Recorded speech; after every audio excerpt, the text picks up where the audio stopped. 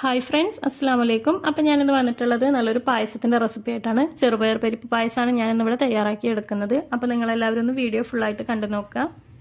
അപ്പോൾ നമുക്ക് പരിപ്പൊന്ന് ആദ്യം തന്നെ വറുത്തെടുക്കുക. അപ്പോൾ അതിനായിട്ടൊരു പാൻ വെച്ചിട്ടുണ്ട്. അതിലേക്ക് ഞാൻ 1 കപ്പ് പരിപ്പിട്ട് കൊടുക്കുന്നുണ്ട്. ഞാനിവിടെ എടുത്തിട്ടുള്ളത് ചെറുപയർ പരിപ്പാണ്. അപ്പോൾ അതൊന്ന് നന്നായിട്ടൊന്ന് നമുക്ക് വറുത്തെടുക്കുക. ആ ഒരു കളറൊക്കെ നന്നായിട്ടൊരു ഗോൾഡൻ കളർ ആകുന്നവരെ നമുക്കിതൊന്ന് വറുത്തെടുക്കാം. ഇപ്പോൾ ഞാൻ ഈ ഒരു രീതിയിൽ ഇവിടെ വറുത്തെടുത്തിട്ടുണ്ട്.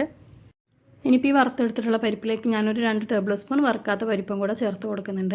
ഇനി നമുക്കിത് നന്നായിട്ടൊന്ന് കഴുകിയെടുക്കുക. കഴുകിയെടുത്തതിന് ശേഷം നമുക്കിതൊന്ന് വേവിച്ചെടുക്കാം. അപ്പോൾ അതിനായിട്ട് ഞാനിവിടെ ഒരു കുക്കർ എടുത്തിട്ടുണ്ട്. അതിലേക്ക് നമ്മൾ കഴുകിയെടുത്തിട്ടുള്ള പരിപ്പിട്ട് കൊടുക്കുന്നുണ്ട്. ഇനി നമുക്കിതിലേക്ക് ആവശ്യത്തിന് വെള്ളം കൂടെ ഒഴിച്ച് കൊടുത്ത് ഒരു 4-5 വിസിൽ വരുന്നവരെ ഒന്ന് വേവിച്ചെടുക്കാം. അപ്പോൾ ഇതാ വേവിച്ചെടുത്തിട്ടുള്ള പരിപ്പ് ഞാൻ വേറൊരു പാനിലേക്ക് മാറ്റി കൊടുത്തിട്ടുണ്ട്. ഇനി നമുക്കിതിലേക്ക് വേണ്ടത് ശർക്കര ഉരുക്കിയതാണ്. അപ്പോൾ ഞാനൊരു 3 അച്ച് ശർക്കര എടുത്തിട്ടൊന്ന് ഉരുക്കിയെടുത്തിട്ടുണ്ട്. അത്യാവശ്യം കട്ടിയിൽ തന്നെയാണ് ഉരുക്കിയെടുത്തിട്ടുള്ളത്. അപ്പോൾ അത് ഞാൻ അരിച്ച് ചേർത്ത് കൊടുക്കുന്നുണ്ട്. ഇനി നന്നായിട്ട് ഇതൊന്ന് മിക്സ് ചെയ്തെടുക്കാം. ഇനി നമുക്കിത് നന്നായിട്ടൊന്ന് തിളപ്പിച്ചെടുക്കാം. അതുപോലെ തന്നെ ഇതിലേക്ക് ഒരു നുള്ള് ഉപ്പും കൂടെ ചേർത്ത് കൊടുക്കുന്നുണ്ട്. ഇനി നമുക്കിത് നന്നായിട്ടൊന്ന് തിളപ്പിച്ചെടുക്കാം. അപ്പോൾ അതാ ഒന്ന് തിളച്ച് ഒന്ന് കുറുകി തുടങ്ങിയിട്ടുണ്ട്. ആ ഒരു സമയത്ത് ഇതിലേക്ക് ഞാൻ തേങ്ങാപ്പാൽ ചേർത്ത് കൊടുക്കുന്നുണ്ട്. 1/4 പാൽ എണ്ണയാണ് ഞാൻ ചേർത്ത് കൊടുക്കുന്നത്. അപ്പോൾ അത് ഇതിലേക്ക് ചേർത്ത് കൊടുത്ത് നമുക്ക് നന്നായിട്ടൊന്ന് മിക്സ് ചെയ്തതിന് ശേഷം നല്ലപോലെ തന്നെ ഒന്ന് തിളപ്പിച്ചെടുക്കാം.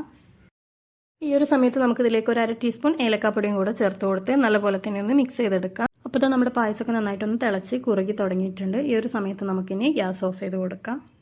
ഇനി ഇതിലേക്ക് ലാസ്റ്റായിട്ട് ഞാനിവിടെ കുറച്ച് അണ്ടിപ്പരിപ്പ് മുന്തിരിയും അതുപോലെ തന്നെ തേങ്ങാക്കൊത്തും കൂടെ ഒന്ന് വറുത്തെടുത്തിട്ടുണ്ട്. അത് ഇതിലേക്ക് ചേർത്ത് കൊടുക്കുന്നുണ്ട്. നെയ്യിലാണ് വറുത്തെടുത്തിട്ടുള്ളത്. അപ്പോൾ അതും കൂടെ ചേർത്ത് കൊടുത്ത് നമ്മളിതൊന്ന് മിക്സ് ചെയ്ത് കൊടുക്കാം.